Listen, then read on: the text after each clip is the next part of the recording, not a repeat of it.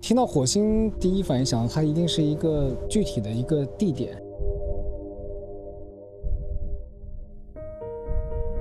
这一套模式巡演其实去了很多城市嘛。再更加的完善的那个，其实是越来越接近我最早的时候心里面的最理想的火星。这个1.0可能今天晚上过后就要告别了。接下来我们可能想做的更加的要有这种回家的感觉了。遗憾的话，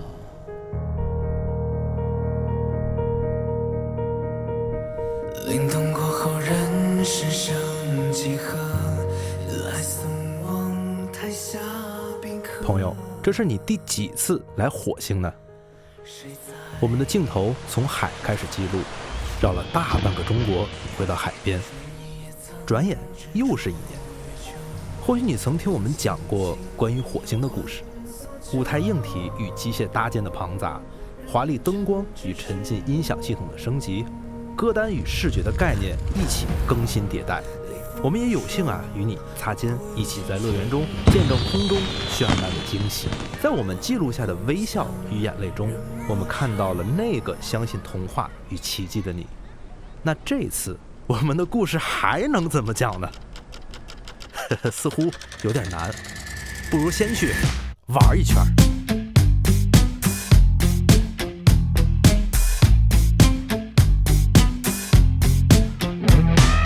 别害怕我的尖牙理智和虚伪，我只想帮绵羊把俺出豺狼吓退。真是乌托邦啊！这个，这园子好大呀！对，你们玩的开心吗？贼开心，贼开心！哈喽。那个怪诞心理学在哪儿呢呀？怪诞心理学要往前面走。哦，好，据说很难的。你想要几次？一次吧，那就可以。绝对没问题，朋友们。让我们有请下一位公主。我一定没问题的，朋友们。一次挑战失败就给大家抽10个黑莓球。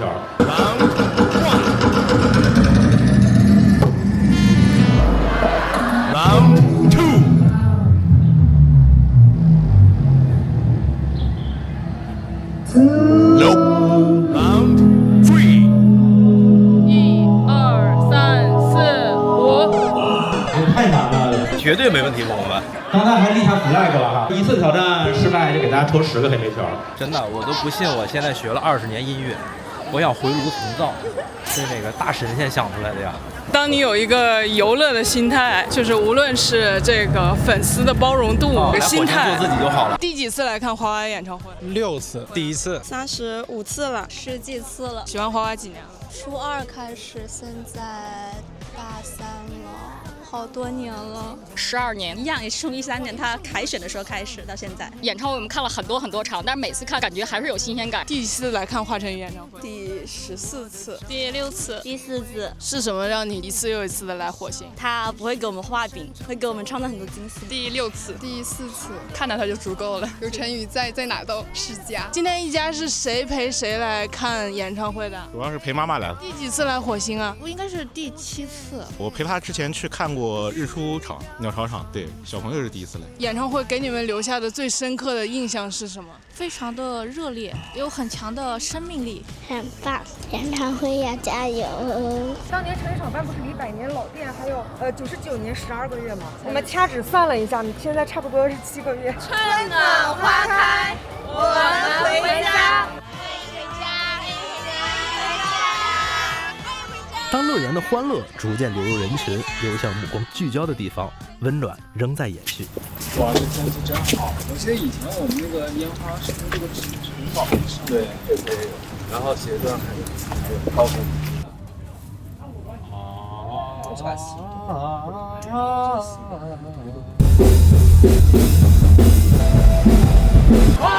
宇回家！华晨宇回家！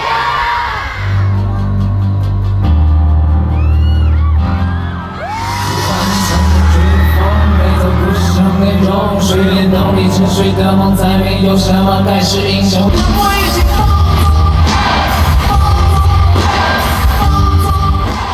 欢迎回家。这个模式的第1场就是在海口举办，也是在同一个地方，有一种出去闯荡学习了几年，然后又回到梦开始的地方。整个乐园的游乐设施也可以凭演唱会的票随便唱完，免费的。希望这3天我们可以玩得开心，吃得也开心，然后听得也开心，好不好？接下来就简单的放松一下，带来一首比较适合休息的时候听的一首歌，《飞行模式》。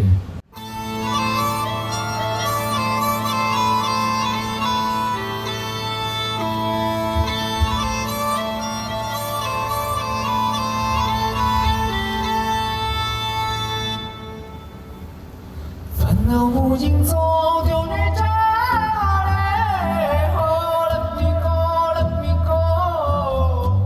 从2021年火星乐园初舞台起，花花团队就尝试将火星的文化渗入到观众体验及观演方式的各处脉络，专属火星人的欢乐时光在午后的舞台映着不同城市的斜阳上演。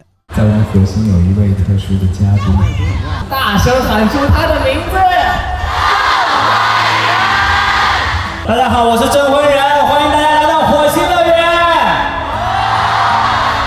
大家在火星乐园里玩得开心吗？开心。那些好玩的游乐项目你们喜欢吗？喜欢。你知道火星人最喜欢的游乐项目是什么吗？是什么？好像有一个叫旋转。旋转木马。啊，不是，旋转木马。你们来，旋转，旋转。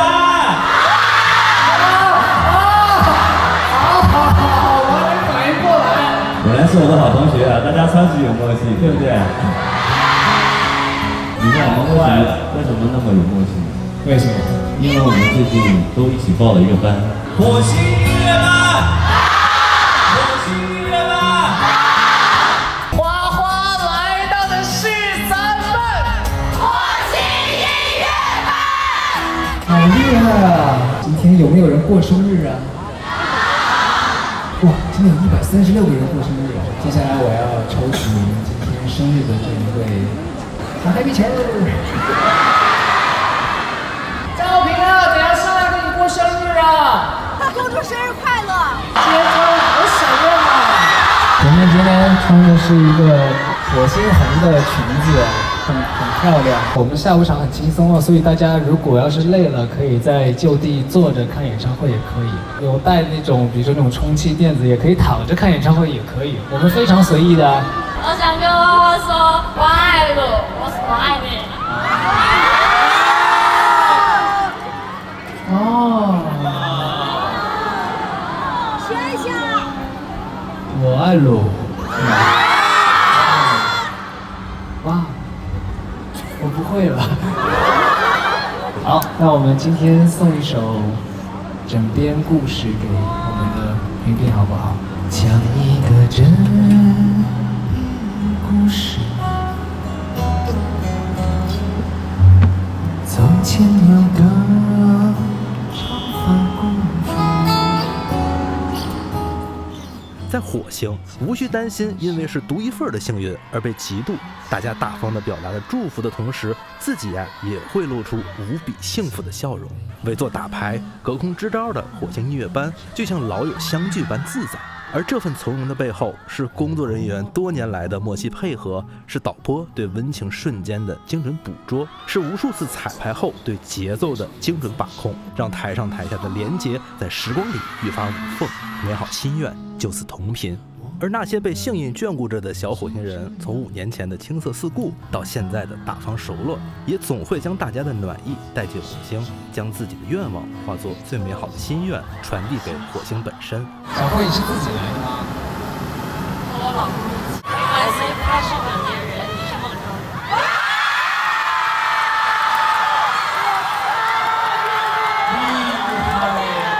你知道，通常会这么说的人，他证明他真的太好了。老公对不起啊，老公。当话筒中的内容愈发幽默，对话的语气愈发的平和，祝福的内容愈发慷慨，口中的歌，眼角的笑，都为夜幕降临后即将被再次点燃的火星舞台存续力量。那接下来我们还是讲讲软硬件，嘿，有点太老套了。而且一座座搬回咱家的国际大奖已经说明了一切。那咱们今天就换个维度，做个火星乐园阶段性复盘，不过分吧？话说2021年的乐园概念刚落地时，相信到过现场的你们和错过现场的我们，回顾起来呀，都是一个惊掉下巴的程度。彼时啊，护花使者朝哥与鹏哥呢，就是在海口完成了火星乐园的首次战略激战。停，王老师，你这么讲故事，好无趣，好无聊。切换一个技能模式。OK。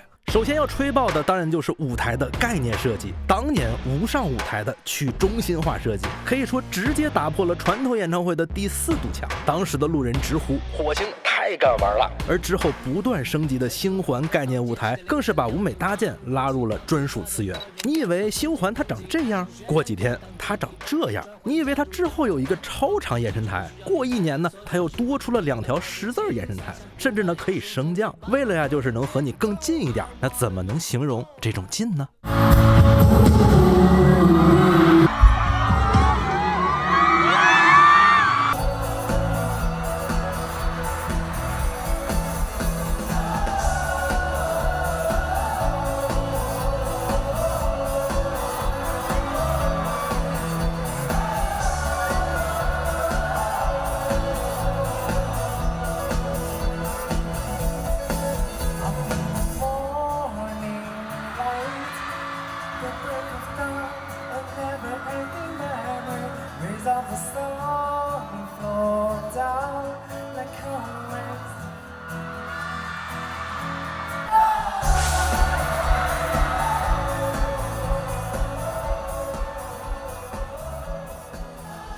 与变换的舞台一起转换升级的，还有灯光、音响与屏幕的搭建。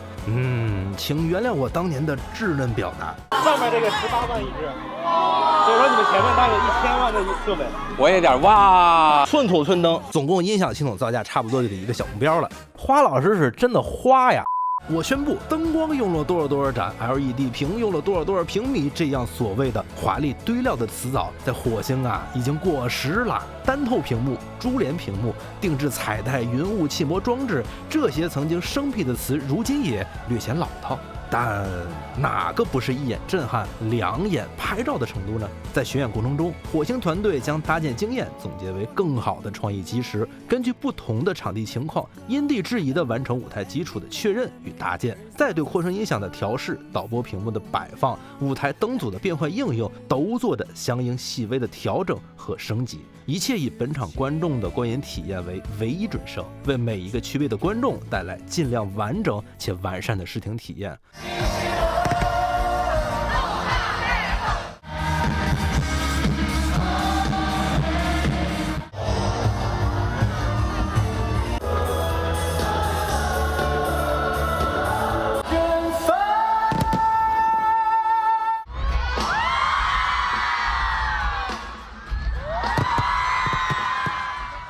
整个演出其实有2大部分，一部分是演出的整个的这个内容，另外的一大块呢，就是说我们的整个的观众的这个体验，包括我们怎么样的这个分区也好，怎么样让大家能够有更好的一些体验，更方便、更沉浸。所以呀，这种沉浸式的体验，只有来过火星才懂得。说一个细节哈，据不完全统计啊，第一个火星乐园演唱会的搭建时间为650个小时，而如今再次回到长影，星环完全体的搭建缩短至了300小时以内。乐园呢更是提前开放，而这一切呢都是在最有保证的前提下完成的。这次也是因为特殊原因嘛，是因为从其他场地可能挪到这个场地，本来我们时间就有限。火星演唱会的团队抱有了这个态度，就是只要是我们能解决的，或者我们能做到的，尽量把所有最好的东西展现到火星演唱会。而且这是我们环环的最后一场吧，回到了我们当时最初乐园的模型的地方，大家还都是比较有感情的。祝我们火星最后这3天，这个环的最后3天能够顺利啊！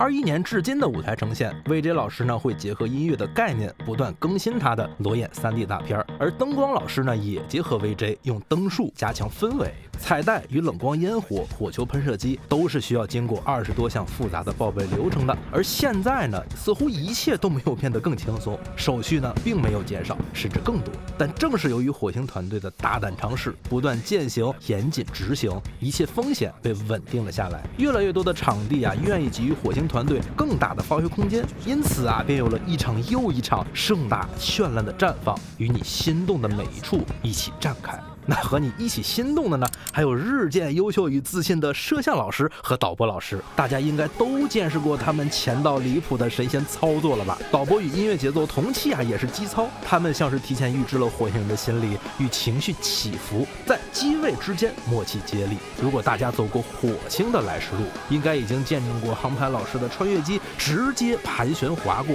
镜头角度刁钻到不知天地为何物。当然，登上这样的舞台，花花的造型团队呢，也将创意与细节贯穿始终。每场多套 look 都可以随时的精修裁剪，设计的每套妆发都需要灵活适配各式的舞台视觉，既能搭配未来的机甲装，又能驾驭休闲帽衫。不同的造型切换之间，要与音乐与舞台的设计同频，妆造华丽，但是不能过于累赘。对花花的走位和演唱都要避免造成负担，这就是设计师与造型师们日夜的用心。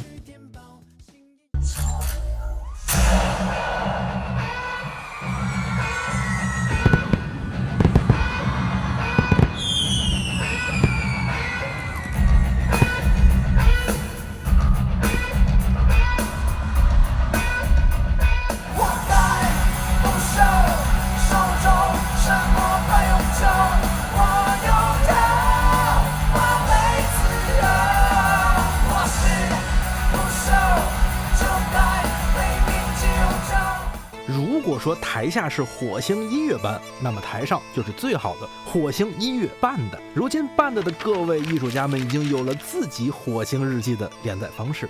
刚开始的时候是大家可能试探性的想做一些不一样的东西。火星这个群体呢，给大家的反馈就很热情。然后呢，他有了这个反馈之后，那你就更放心的可以做更多的一些好玩的事儿。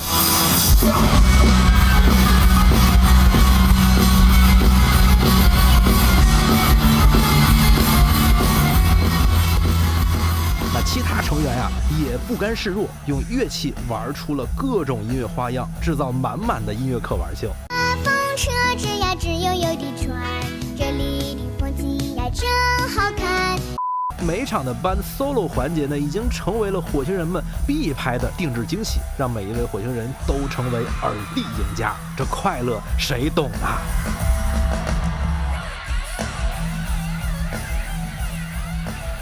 我们的设想是因为这是我们环环这个形式的最后一次，对于我们自己来说，我们希望再去呈现一些可能在环环舞台上还没有呈现过的一些，或者说还可以有突破的一些。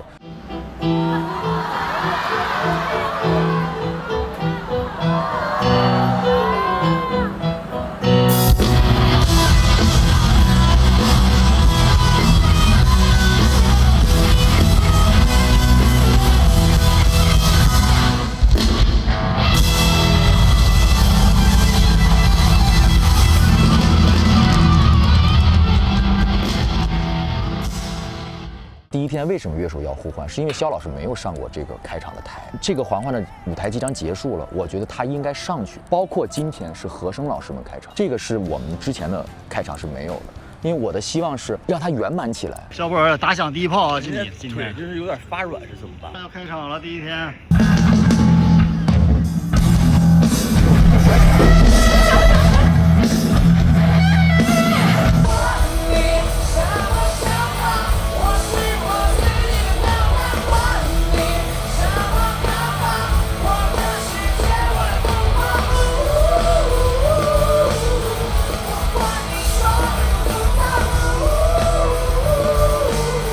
我不要回去电话，管你什么。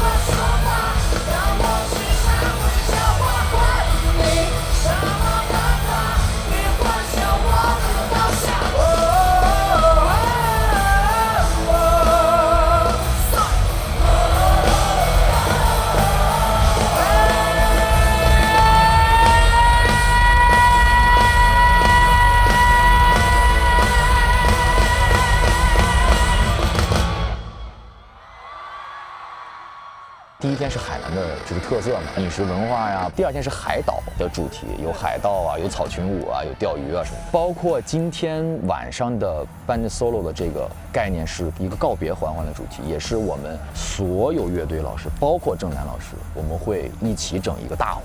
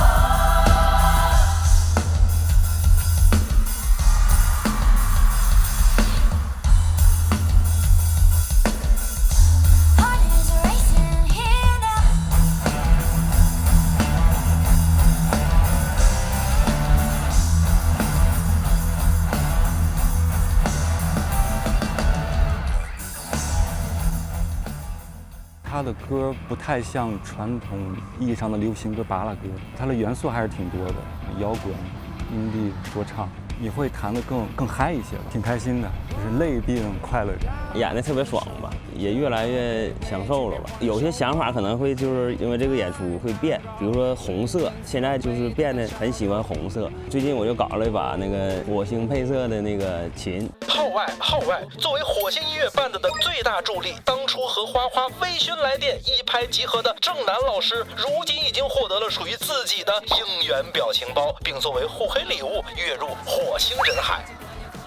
我刚刚把那个南火的送我的娃娃卡老师互黑给了对面了。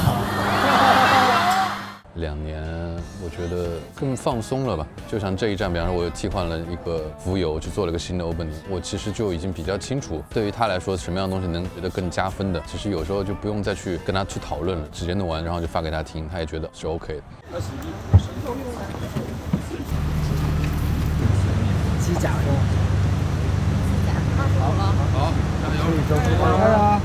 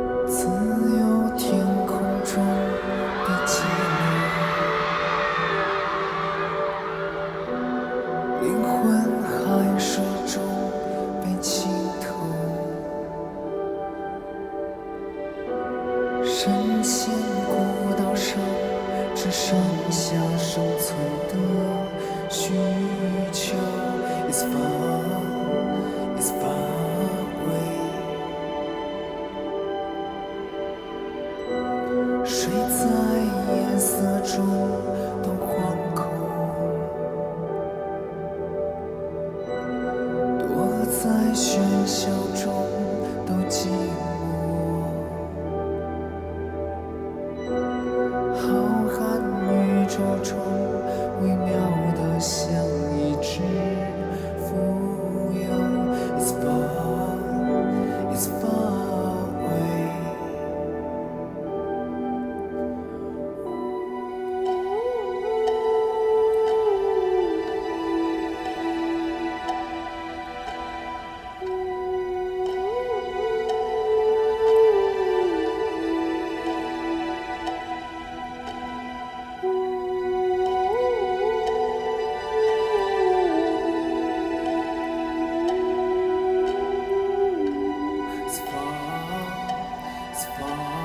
away。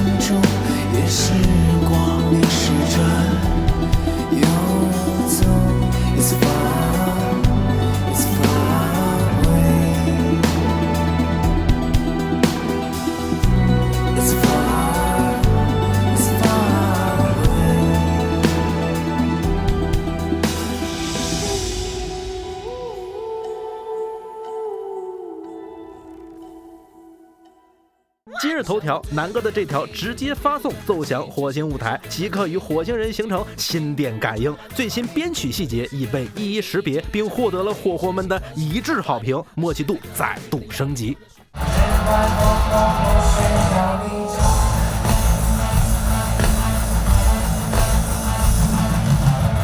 最后压轴的可就厉害了，这里要说的就是小火星人的升级，他们拍出了这样的花儿，也拍出了这样的花儿。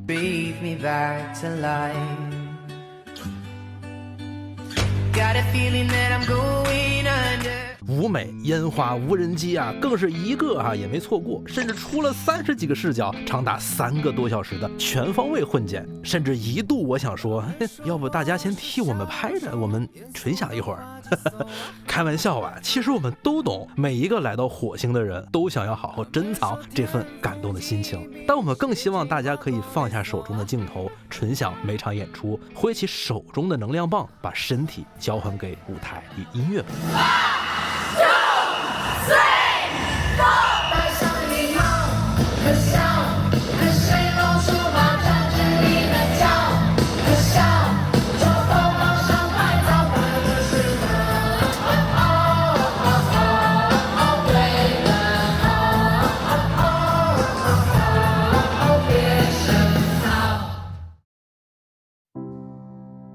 好了，可爱的小火星人们，聊到这里，你是否也跟着我们快速的在火星宇宙走了一遭呢？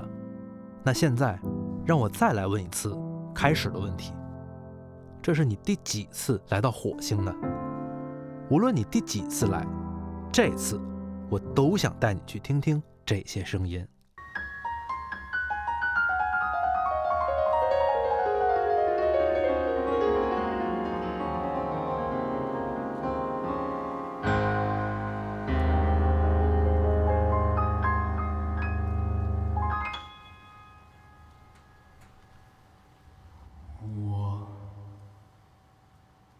在黑暗中化作一颗火种。13年的快男，他一个人在那个后台的那个门口在背词儿，在练习。我说这孩子确实还挺用功的，他很珍惜每一次上台的机会。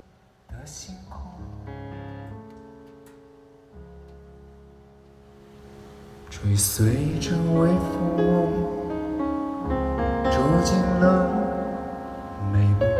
超哥跟我讲了一个故事，他看完那个《快乐男生》之后，每天晚上要听那个张国荣的舞。他说：“我一个大老爷们儿，大半夜的听着另一个男人唱着歌，我还哭着睡觉。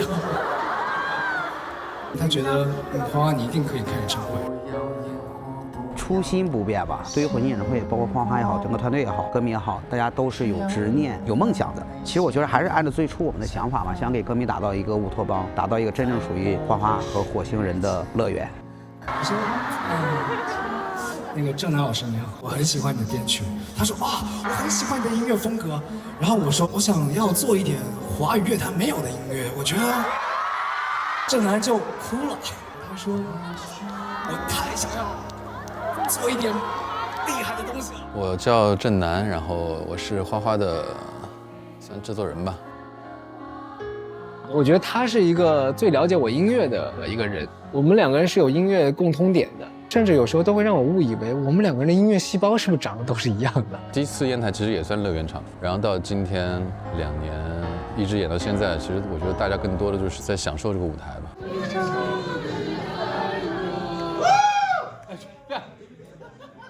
我觉得最大魅力还是在于你可以去实现自己的很多想法，算是一个理想田一样。它是很持开放态度，就是说完全不限制任何音乐类型或者是任何的表演形式、表现形式。包括其实下午的 opening， 从一开始我们就正经上去弹，到现在已经玩到我都看不下去了。其实每场演完都会有一点小的变化之类，因为他自己演完觉得哪些地方可以在第2场去做什么调整。像我跟郑楠2个人，我们在抠这个细节的时候，我觉得每个人对自己都会有要求的。我们现在这个效果，主要关键是站在那个桥上面的时候会有这个问题。博文，你打一下鼓。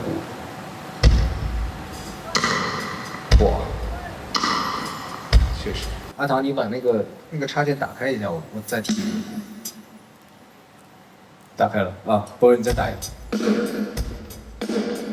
一个。你再搁上面。啊。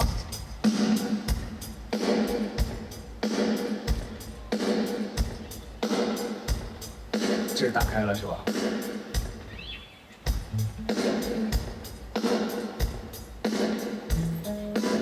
是，你关上那个插件，我听一下。得，我还是关着试一下吧，确实有点明显，但我想尽量克服这个事情。我们就关着插件，然后再走一下那个怪诞信息学。搞音乐的人，我感觉好像大家突然你 Q 出一个点来说，哎，你这个地方有问题，他可能心里面不会是难受的。难受的人一定不爱音乐的。这也应该是我们在这个行业里的人的一种职业的态度和精神。逻辑上面，你应该设定一个120分的目标，可能我们能够达到85分。你要去这么想这个事儿，因为其实我们也是这个乐园的组成的一部分。那我们也希望把我们所有的能量贡献出来，加一把火。他的这种精神和状态感染到了我们所有人，那么我们所有人也希望就是出一份力，尽全力去好好的做这个事情。每次在台下的时候，能让我看到每个乐手老师们还有更多的可能性。我的天哪！4条天鹅吗？真的难为子健了。这样以后我们在舞台上可以玩各种不一样的东西，比如说像刚刚我突然就觉得，哎，是不是有机会可以玩一下阿卡贝拉？乐园突破了演唱会的概念和形式，其实我认为我们的班的 solo 也突破了常规班 solo 的概念和形式。最重要的是让大家能够看进去，他感受到那种乐趣。我觉得更重要的意义是我们如何能够跟观众一起，我们有一个更近的距离。大家都很热爱这个火星演唱会，从我们的主创团队，然后导演团队，然后到我们台上演出的这些音乐家们，大家都是热爱的。你觉得这火星场它最大的魅力在哪儿？我觉得是能量吧，这个能量可能来自花花自己的能量，然后它整个这个火星人的群体的能量，然后包括我们这些音乐上的能量。就是一个能量造成的现在的这个欣欣向荣的景象吧。确实是要感谢花花和郑楠老师，因为他给了乐手一些空间，可以让你在这个框架之内相对自由的发挥一些东西。我可能弹 solo 比较多，搜一些 low 就会弹出很多意想不到的一些东西吧。我觉得现场音乐的魅力就是在于每一场它会有一些细节上的差别。最大的魅力，自由。真诚，每个人都可以在这里面尽情的玩耍或者做自己。花在团队中是比较融合的一个身份，对，所有的想法和设计都是按照他的最初的思路和想法来的。因为演唱会是花花自己的想法，除了听歌，还有吃、有喝、有玩，这些他是最清楚的。我们一致觉得他就是总导演最佳的人选。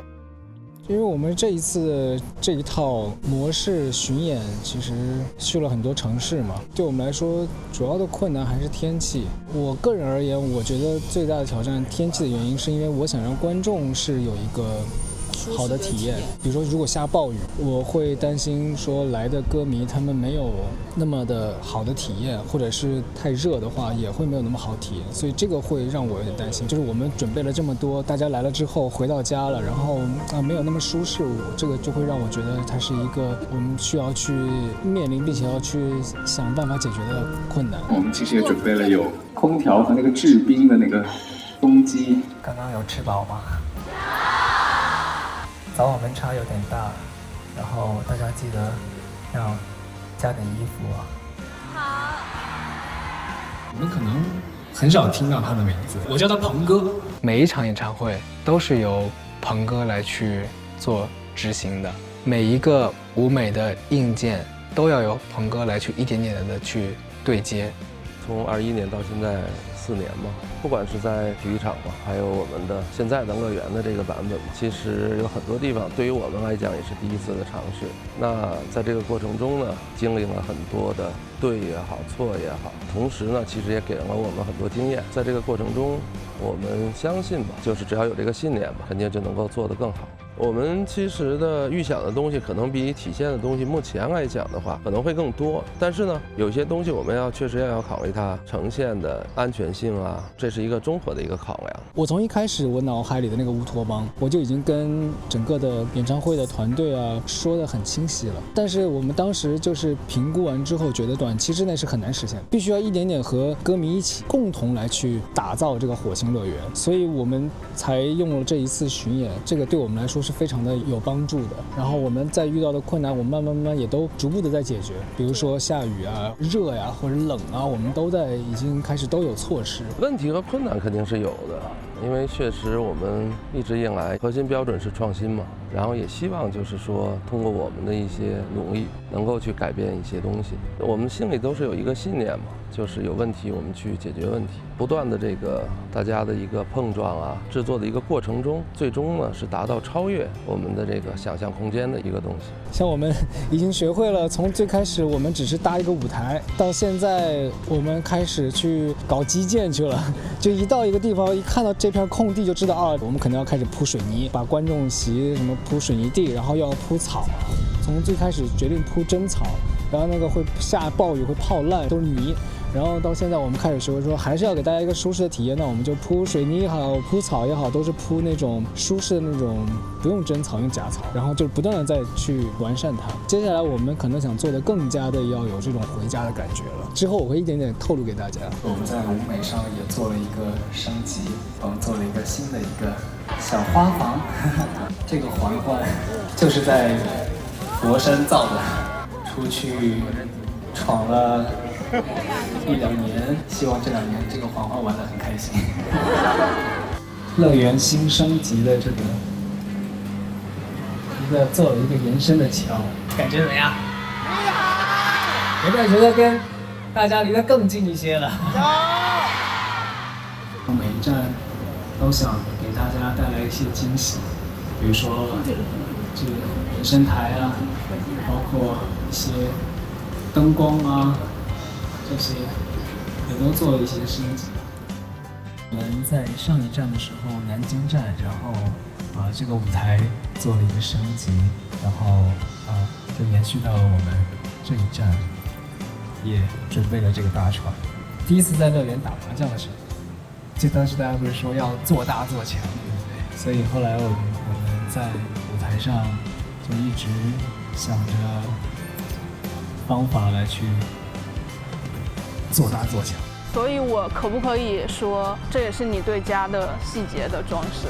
是的，因为我觉得不管从任何一个地方，包括我们会有准备的，比如说卫生间啊，然后包括现在大家可以对比我们第一次做乐园到现在，我们一直升级到乌托邦，然后呢有这些吃喝玩全部都升级，不断的在升级，是的，包括日用品也都在升级。我们遇到任何问题来解决问题，那我们既然遇到问题不怕问题，我们就第一时间的把面临的所有的问题解决掉。超哥其实对我来说，他真的就很像我的一个哥哥，他很多事情他在考虑的也不光是我的想法，他可能是一边要实现我的梦想，一边他要不断的去为火星人考虑。这地儿对您而言，它最大的魅力在哪儿？我觉得最大的魅力、最大的核心在花花。有了它，我们大家才能凝聚在一起，包括歌迷，包括团队，包括所有帮助我们或者是关注我们的这些人。他很多时候说是我们帮他完成了他的梦想，我觉得是我们共同的梦想，然后他帮我们实现了。想哭，太难了。情况还好吗？一切还顺利吗？就是反正怎么说呢？唉，咱一会儿拍吧。与其我们要去劝退大家，不如我们去劝退我自己，明白吗？就是如果你们回不了家，我也就不回这个家，就是这个意思。确实这次来不了的，我们后面怎么补？但是你同时也不能失去已经到来的这帮人，假也请好了，人也来了。那我们是不是有一种方案，就是这个我同时可以做，完我后面还可以再加对，这也是一个方式。其实花花是一个很长情的人，他说我希望所有的就是参与到这个火星演唱会的所有的人，希望能继续走下去。从感觉到知道是什么，这是一个完整的、主动的、有建构性的过程。而火星啊，正是一个拥有巨大感知能量循环的宇宙。起初，我们讶异且兴奋于自己的感知得以被激活，直至我们以无畏的决心去开拓、去连接、去不计代价、去绝对信任，并对世界抱以理解与善意，经历万般逆境，接受意外降临。直至舞台被架起，音乐被奏响，于是我们融入纯粹的幸福，沉浸无尽的美好。这一切无需戒断，直至某一天，我们发现自己在离开火星的日子也与之一起律动延续。那一刻，我们知道自己呀，早已成为了火星永远的孩子。截止到这一场，这个星环的最后一场啊，您有什么遗憾吗？遗憾可太多了，我们尽量能展现到我们理解到最完美的状态。我觉得可能遗憾永远在下一场。遗憾肯定是有的，没有遗憾才是不完美的，这也是一个让大家去更好的去进步的一个过程嘛。在不久的将来，可能会把更丰富的内容，可能让大家沉浸感更强，以另一种方式吧，类似于比如说超级乐园或之类的一个形式，会做一些更升级、更完美的火星演唱会。我们只要大家都在，只要给我们足够的时间，我们一定能走到更好的下一站。我想给大家说，火星演唱会一定越来越好，在火星演唱会是没有不可能的，真的是我们付出了一些心思啊、心血在里面，希望大家来的和不来的，包括关注不关注我们的人都能满意。然后谢谢大家。我在火星没有遗憾了，没有遗憾，没有遗憾，从来没有遗憾。火星是最棒的，没有遗憾，火星不留遗憾。21年的海口没有来，当时因为我在武汉上学，然后也买到了票，很遗憾就没有到现场来。然后今年也是弥补了这个遗憾，我3天都有票。23年巡演开始之前，我有很多遗憾，因为那时候还没有高考结束，就一直来不了火星。但是这3年的巡演，华晨宇弥补了我所有的遗憾，我已经没有遗憾了。遗憾啊，明天没有票。其实没关系，每次的遗憾就说明我们还会再见面。也不能说遗憾吧，唯一的可能就是我们距离太远。我们平时自己在国外嘛，我觉得没有遗憾，只有更好的期待下一次。看演唱会，我在后面没有在前面，没有关系，我见到了花花就很开心。没有遗憾，看到他就很开心，没有遗憾。我没有，我每次来我都很开心，就是因为我觉得他会给我正能量。遗憾，好像不留遗憾。没有感觉乐园没怎么玩够，应该是对吧？对，我第一次乐园是白马湖，我感觉我打卡很少啊，这次所以来的比较早，就是想都玩一下，都体验一下。没有，全是快乐。没有，在火星你们有遗憾吗？没有。遗憾，没什么遗憾啊，遗憾就是没什么遗憾，好像。我相信肯定更好的永远会在明天吧的下一次。这个地方我觉得也是充满了生机，充满了希望，然后充满了无限的可能性吧。完全没有，而且我非常庆幸我能够来到这里，它让我也开阔了眼界。它其实很像路飞，就是带着大家去完成一个理想主义的事情。因为我个人也是一个理想主义，所以他的很多的状态、很多的举动，我认为我是非常认可和支持他的。我没有什么遗憾。我就觉得这是我想做的，做到很大一部分。重要的是他花心思，他花自己真心去做了这么个东西给来看的人。今天拆了，明天还可以建新的，都是一种回忆吧。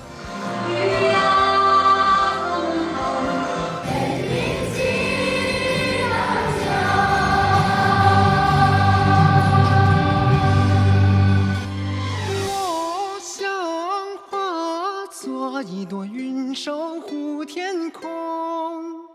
吹散飓风，在缤纷世界梦游。我想化作一颗星，陪伴山峰。黑暗多辽阔，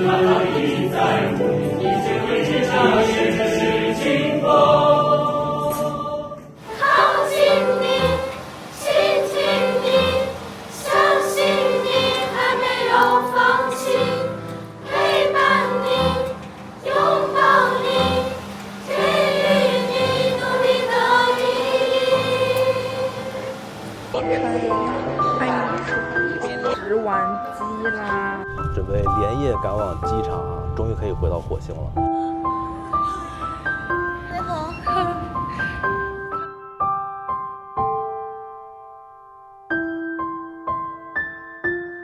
来到海口。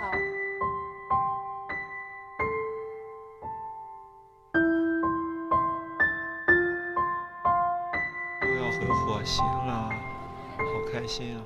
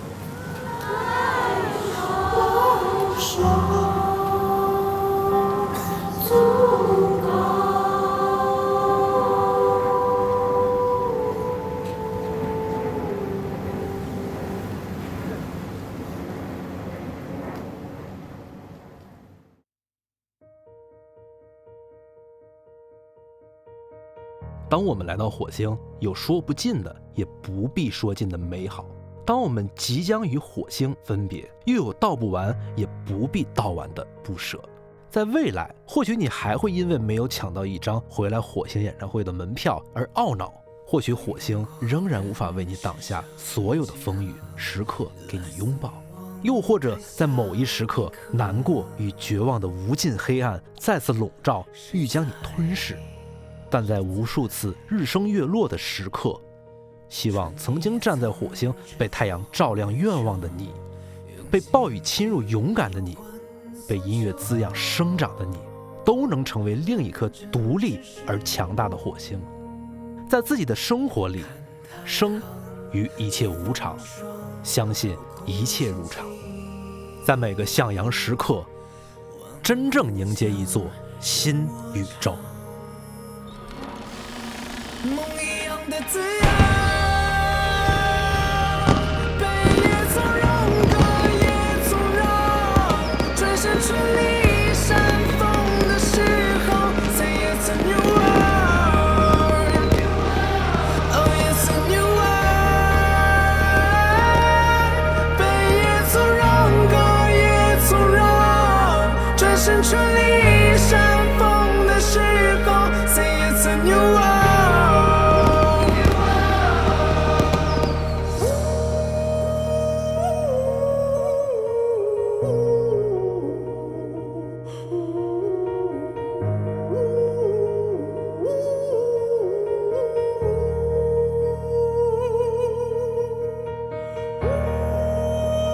今天是我们这个大环的最后一天了，过了今天之后，这个环就要拆掉了。我们已经很有默契度了。我们准备在明年开始做我们的2.0版本的火星的演唱会。让你一直来火星的理由是什么？因为这里有爱。就是很开心啊！每次回来我就觉得充满爱，看见他就很开心，就是像回家一样，就是见到都是朋友啊，就是很亲切的那种家人的感觉。在火星有什么样的场景是特别让你记忆犹新的？日出吧，太阳出来的时候，然后向阳而生的日出版，就那个瞬间，我就觉得每一天的太阳对我来说都有很新的意义。苏州的时候，小花说希望我们幸福，如果感到幸福的话就比心。第二天我做内场的时候，我狠狠比心了，但是我那时候近视深了，我没有看清他的表情，但我猜他应该是开心的。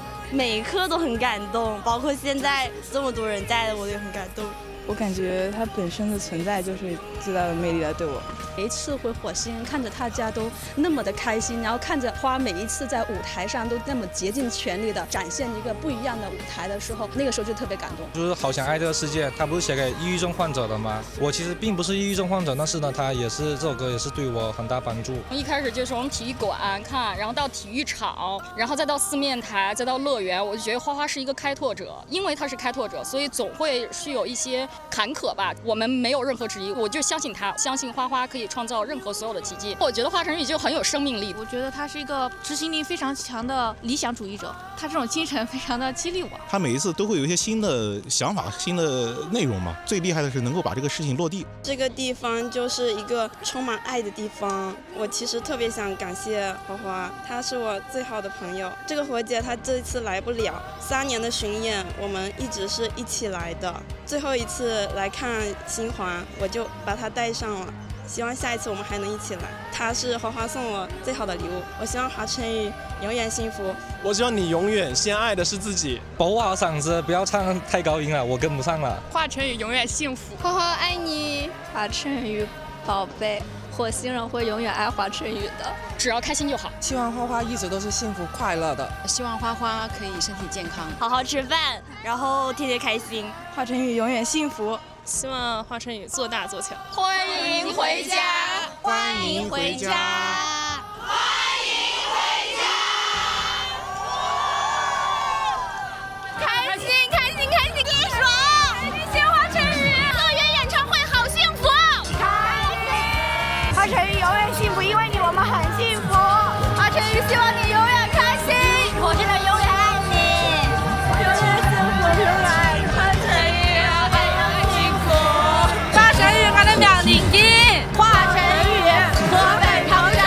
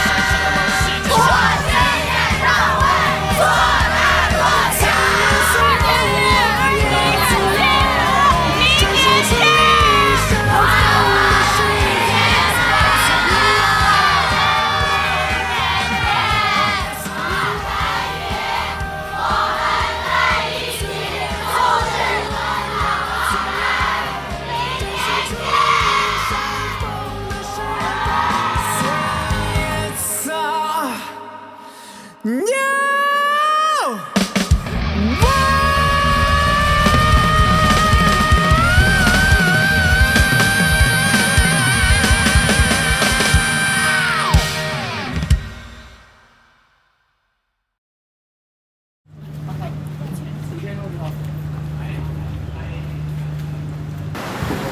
唐，我试一下这种不开插件，然后看看在桥上能不能唱。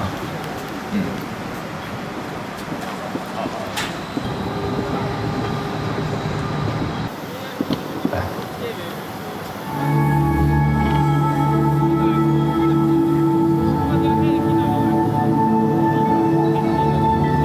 哥，你可能得出来帮我听一下音准。